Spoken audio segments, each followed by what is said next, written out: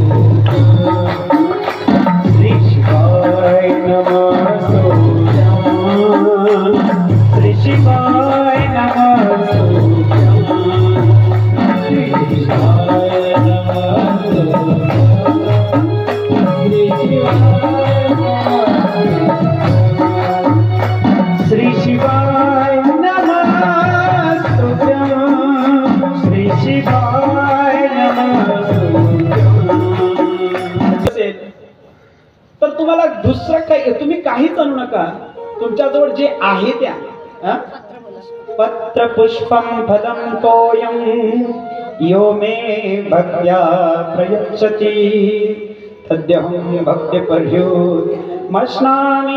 प्रयतात्मना। भगवान परमात्मा तुम्ही काय आणलंय हे बघत नाही, पण तुम्ही कोणत्या भावनेने आणलंय हे बघितल्याशिवाय राहत नाही। जर तुमचा अंतःकरण शुद्ध असेल आणि शुद्ध अंतःकरणाने जर तुम्ही एकदा देवाच्या दरबारामध्ये उभे राहिलात ना, एकदा त्याचं दर्शन घेतलं शुद्ध अंतःकरणाने, तर त्याच एका क्षणाने सुद्धा तुमच्या जीवनाचा कायापालट होऊ शकतो आणि तुमचा उद्धार होऊ शकतो। एवढी ताकद ही भगवंताच्या भक्तीमध्ये आहे। पण आपलं कसं आहे,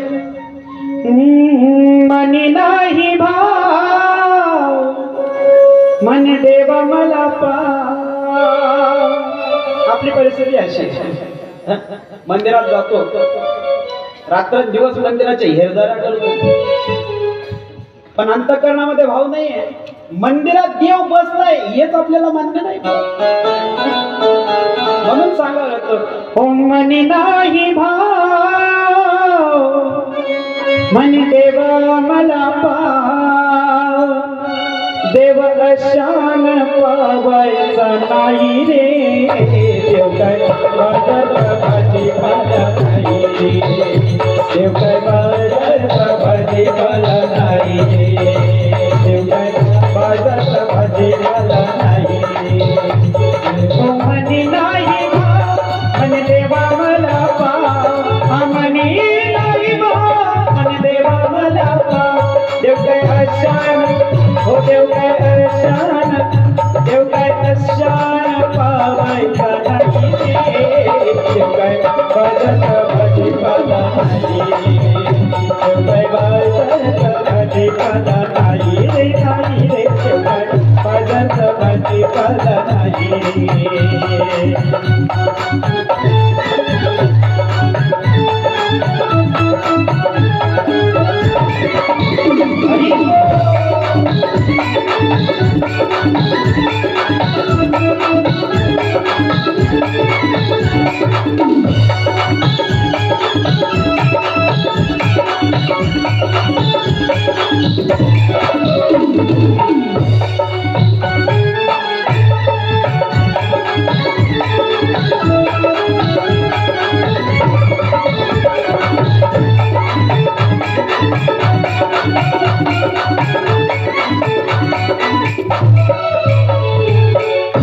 अंतःकरणात जर भावच नसेल तर देव भेटेल का हो? आई खरं सांग, देव आहे कुठे? कुठे बरं देव?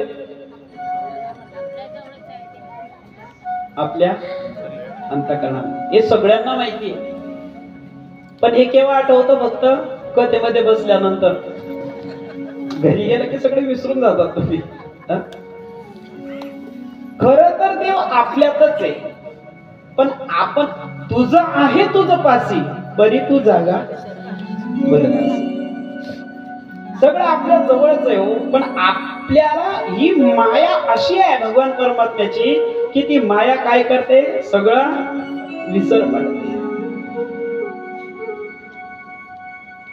म्हणून ही माया दूर करण्याचा, त्या मायेतून दूर होऊन आपण जर भगवान परमात्म्याचं स्मरण केलं तर निश्चित स्वरूपामध्ये तो भगवान परमात्मा तुमच्या जवळच आहे, त्याला शोधायची सुद्धा गरज पडणार नाही. हा भाव तुमचा जोपर्यंत तुमचा भाव प्रगट होत नाही तोपर्यंत भगवान परमात्मा तुमच्या समोर येणार नाही. कालची कथा आपण ज्यावेळेस बघत होतो त्यावेळेस ब्रह्मदेवाला सुद्धा असं वाटू लागलं की या जगामध्ये मीच सर्वात श्रेष्ठ झालो पाहिजे. पण परिणाम स्वरूपे आणि आपल्याला श्रेष्ठ, स्वतःला श्रेष्ठ होता यावं याकरता ब्रह्मदेवा करवी देवादिदेव महादेवांसोबत, त्या शिवतत्वासोबत खोटं बोललं गेलं. परिणाम स्वरूप आपल्या 5 मुखांपैकी एक मुख ब्रह्मदेवाला सुद्धा गमवावं लागलं. जीवनामध्ये मनुष्याने सगळं करावं, पण शक्य होईल तोपर्यंत खोटं कधीही बोलू नाही. आणि खोटं बोललं जरी, बघा काही ठिकाण असे की त्या ठिकाणी जर तुम्ही खोटं बोललात तर चालतं. कोणतं ठिकाण सांगितलंय? एखाद्या मुलाचं किंवा मुलीचा जर विवाह जुळत असेल तर त्या विवाह जुळत असताना जर त्या ठिकाणी थोडं खोटं बोललं, बरं का गुरुजी, जर त्या ठिकाणी थोडं खोटं बोललं, कारण 2 जीवांचं जर एकत्रीकरण होत असेल, तुमच्या छोट्याशा खोटं बोलल्याने जर 2 जीवांचं एकत्रीकरण होत असेल तर त्या ठिकाणी खोटं बोललं चालतं. कथा लाईव्ह चालू आहे, विचारपूर्वक बोलतोय, अशा ठिकाणी खोटं बोललं तर चालतं. पण लोकांनी काय केलं, जिथं आता सगळीकडेच खोटं बोलायला लागलं. खऱ्याचा जेवढा आश्रय घेतला पाहिजे. मी कालही एक वाक्य बोललो होतो, आजही तुमच्या समोर बोलतो. सत्याला समोर यायला वेळ लागत नाही. हा थोडा उशिरा येतं, पण आल्याशिवाय राहत नाही. अहो, सत्याला जागेवर येण्याकरता 500 वर्षाचा अवधी बघावा लागलेला आहे. 500 वर्षाची वाट बघावी लागली, तेव्हा कुठेतरी सत्यच होतं.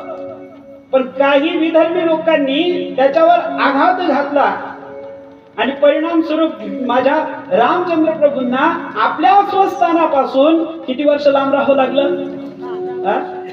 500 वर्षाचा अवकाश रामप्रभूंना आपल्या स्वतःच्या अयोध्या नगरीमध्ये आपल्या जागेवर विराजित होण्याकरता 500 वर्षाचा अवधीच सहन करावा लागला.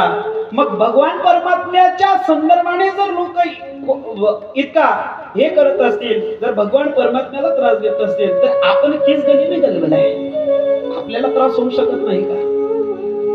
पण ठीक आहे, बघा तुम्ही, जर तिथे 500 वर्षानंतर का होईना शेवटी सत्य हे प्रगटच झालं आणि माझ्या भगवान परमात्म्याला आपल्या स्वस्थानी विराजमान व्हावंच लागलं. ही ताकद कसली आहे?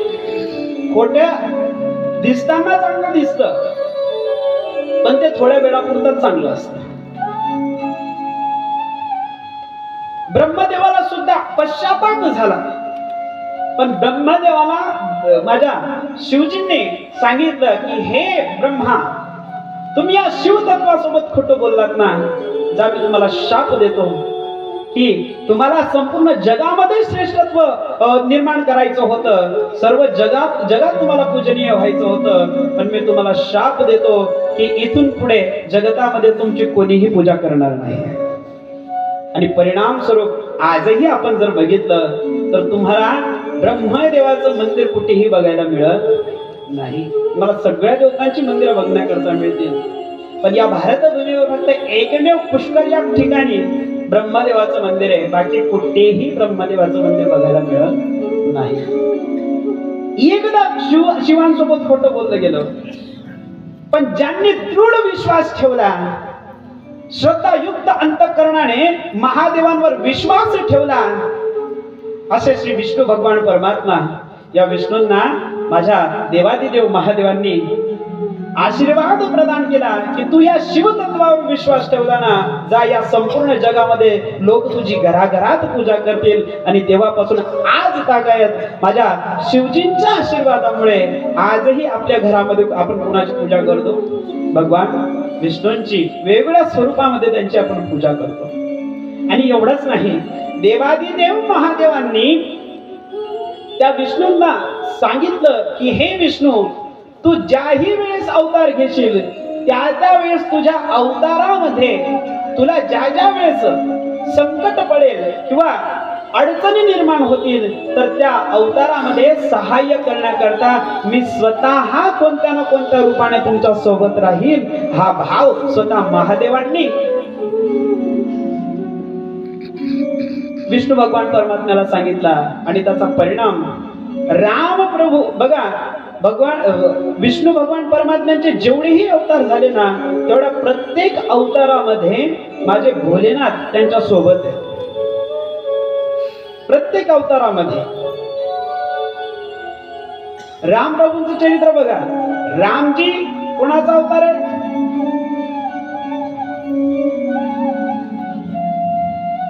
झोपले की काय? रामजी कोणाचा अवतार आहे? विष्णूंचा अवतार आहे.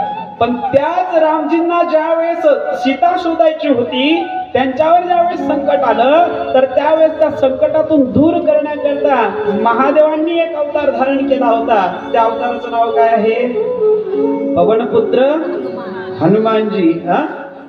म्हणजे सांगायचं तात्पर्य काय की ज्या ज्या वेळेस विष्णू भगवान परमात्म्यांवर कुठल्या प्रकारचं संकट निर्माण झालं असेल तर त्या त्या वेळी स्वतः महादेव एक विशिष्ट अवतार धारण करून त्यांनी विष्णू भगवान परमात्म्याचं संरक्षणही केलेलं आहे आणि त्यांना मदत सुद्धा केलेली आहे, असा भाव या शिव महापुराण कथेमध्ये प्रगट होतो. तदनंतर शिवांनी स्पष्ट भाषेमध्ये विष्णू भगवान परमात्म्याला सांगितलं की हे विष्णू, जे कोणी भक्त मंडळी तुमच्या आणि माझ्यामध्ये अंतर निर्माण करतील, अंतर निर्माण करण्याचा प्रयत्न करतील तर त्यांना सुद्धा मी दंड दिल्याशिवाय राहणार नाही. म्हणून कधीही चुकूनही हरी आणि हराची निंदा करायची नाही. कारण हरी ही तेच आहेत आणि हर सुद्धा तेच आहेत. त्यांच्यामध्ये कधीही माणसाने भेदभाव करू नये. आपण बघतो बरेच जण जे शिवांची पूजा करतात ना, त्यांना जर एखादा विष्णू भक्त भेटला ना तर तो शिवांचं गुणगान गातो. विष्णू भगवान परमात्म्या संदर्भाने त्याचा बोलणं थोडं विचित्र असतं. पण कधीही जो शिवांची पूजा करत असेल त्यांनी विष्णूंनाही तेवढंच स्थान दिलं पाहिजे आणि जे विष्णूची पूजा करत असतील त्यांनी शिवांनाही तेवढाच आदर आणि सन्मान त्यांचा केला पाहिजे. जो कोणी व्यक्ती या दोघांमध्ये भेद निर्माण करतो, कोणाचीही निंदा करतो ना, तर त्यांच्या संदर्भाने गोस्वामी तुलसीदासजी रामचरितमानसामध्ये सांगतात की हरि हर निंदा सुनई जे काना, होई पाप को घात समाना. फार गोड सांगितलेलं आहे की जो हरी आणि हराची निंदा करेल, हरी आणि हराची जो निंदा करेल, चुकूनही निंदा करू नये भगवान परमात्म्याच्या संदर्भाने.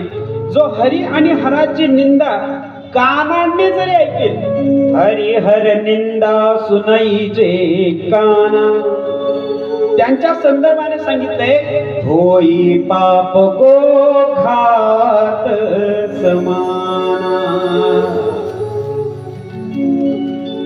जो कोणी व्यक्ती हरी आणि हराची निंदा आपल्या कानांनी ऐकेल त्याला गो हत्या केल्याचं पातक लागत असतं. एवढं मोठं पाप शास्त्राने वर्णन केलेलं आहे. म्हणून कधीही हरी आणि हराची निंदा कधीही करायची नाही. वास्तविक बघितलं तर दोघं एकच आहेत.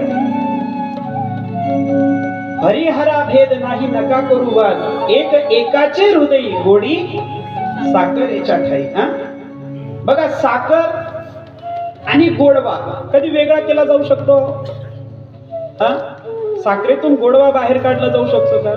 जसं साखरेतला गोडवा हा कधीही बाजूला जाऊ शकत नाही ना, तशी हर आणि हरी यांचा एकत्रीकरण हे कधीही वेगळं केलं जाऊ शकत नाही.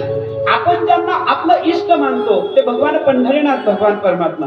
आता पांडुरंगाची मूर्ती आपण सर्वांनी बघितलेली आहे, पांडुरंगाचं दर्शन सर्वांनी बघितलेलं आहे.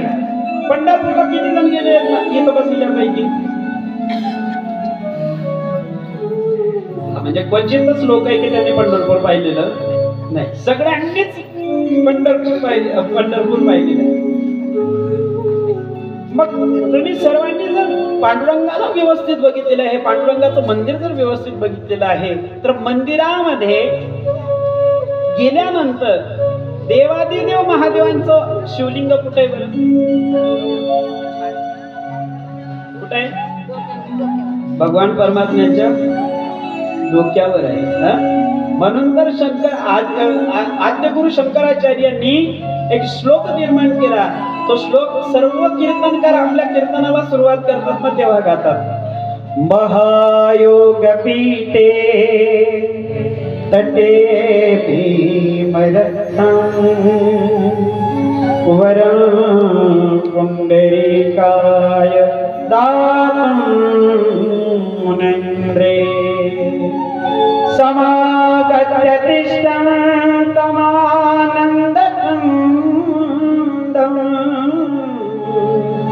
परब्रह्मलिङ्गं भजे पांडुरंगम. भगवान परमात्म्याने देवादिदेव महादेव, बघा महादेवांना माझ्या भगवान पांडुरंग परमात्म्याने आपल्या शिरावर धारण केलेलं आहे. मग भगवान पांडुरंग परमात्मा जर शिवांना आपल्या डोक्यावर घेऊ शकतात, ते जर त्यांचा सन्मान करू शकतात, तर एखाद्या विष्णू भक्ताने का म्हणून हरीची निंदा करायला पाहिजे, हराची निंदा करायला पाहिजे? नाही. चुकूनही आपल्या समोर जर कोणी निंदा भगवान परमात्म्याच्या संदर्भाने निंदा करत असेल, हरीची म्हणा किंवा हराची म्हणा, एखाद्या आपल्या देवतेची जर विडंबन करत असेल, तर लगेच आपण त्याच क्षणाला त्याला थांबवलं पाहिजे. अशी विडंबना करायची नाही. आपल्या भगवंताविषयी कधीही वाईट बोलायचं नाही, लगेच त्याला समोरच्याला टोकायचं.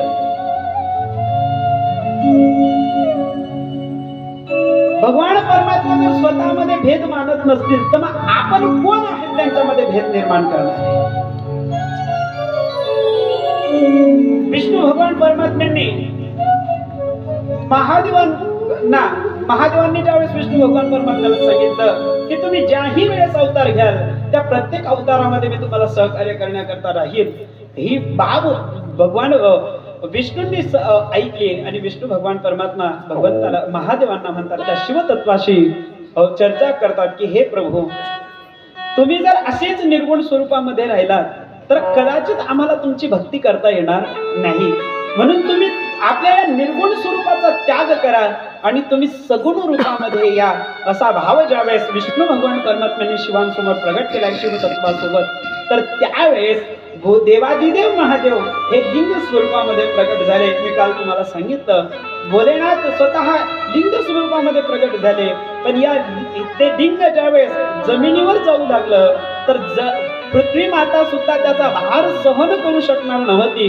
म्हणून सर्व देवतांनी मिळून आदिशक्ती, आदिमाया, जगत जननी जी भगवान परमात्म्याची माया आहे, त्या मायेला प्रार्थना केली की हे भगवती, तुम्ही या शिवलिंगाला आधार देण्याकरता तुम्ही पिंडी स्वरूपामध्ये प्रगट व्हा. कारण या शिवलिंगाला आधार देणं हे प्रत्येकाला शक्य नाही, तुम्हीच यांचा भार सांभाळू शकतात. त्यावेळेस आई भगवती ही स्वतः पिंडी स्वरूपामध्ये प्रगट झालेली आहेत आणि त्या पिंडीवर भगवान परमात्मा शिवलिंग स्वरूपामध्ये प्रगट झाले आणि अशा पद्धतीने शिवलिंगाचं काय झालंय, प्रागट्य झालंय. मग ही कथा ज्यावेळेस नारदांनी श्रवण केली ब्रह्मदेवा करवी, त्यावेळेस नारदांनी त्या ब्रह्मदेवाला प्रार्थना केली की प्रभू, शिवलिंग प्रगट झालं ही कथा तुम्ही मला सांगितली, पण हे शिवलिंग नेमकं केव्हा प्रगट झालं होतं? तर महादेवांनी, आपल्या ब्रह्मदेवांनी सांगितलं की हे नारद, ज्या रात्रीला हे शिवलिंग प्रगट झालं ना, त्या रात्रीला महाशिवरात्र असं म्हटलं जातं. आता महाशिवरात्रीच्या दिवशी आपण, बऱ्याच जणांचा डोक्यामध्ये असा फॅड आहे की महाशिवरात्रीच्या दिवशी शिवजी आणि पार्वतींचा यांचा विवाह झाला होता. नाही, खर तर या भूतलावर ज्या रात्री शिवलिंग प्रगट झालं त्या रात्रीला महाशिवरात्र असं म्हटलं जात असतं. वर्षभरामध्ये महाशिवरात्री किती येतात बरं? वर्षभरात किती शिवरात्र असतात?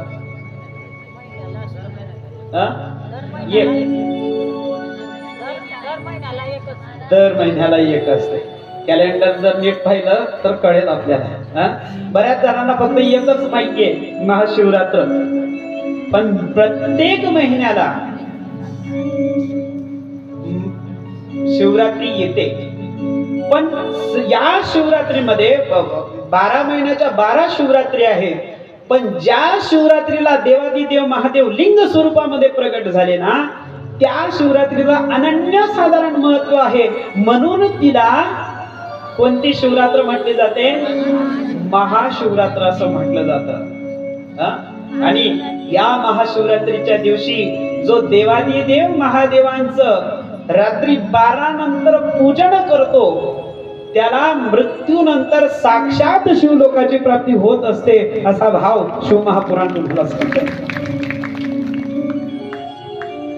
महादेव ब्रह्मदेवाने नारदांना सांगितलं की हे नारद, ज्या रात्री शिव प्रगट झाले ती रात्र महाशिवरात्र म्हणून मानली गेली आणि तिथून पुढे महाशिवरात्रीच्या उत्सवाला प्रारंभ झाला.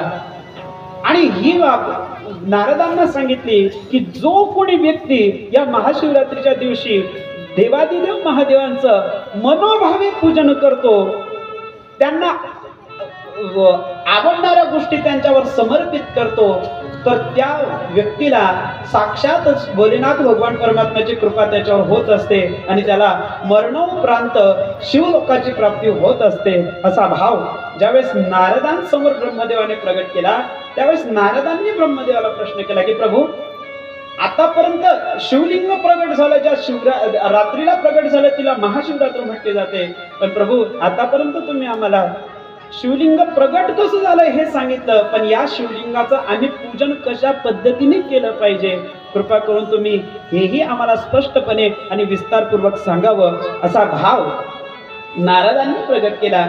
आणि तदनंतर आपल्या ब्रह्मदेवांनी महादेवांचं पूजन कशा पद्धतीने केलं पाहिजे, लिंग पूजन हे कशा पद्धतीने केलं पाहिजे, या संदर्भाची चर्चा आता इथून पुढे नारदांसमवेत करायला प्रारंभ केलेला आहे. बघा, भगवान परमात्मा शिवजी यांचे 2 रूप मी तुम्हाला सांगितले होते. कोणते कोणते रूप आहेत बरं?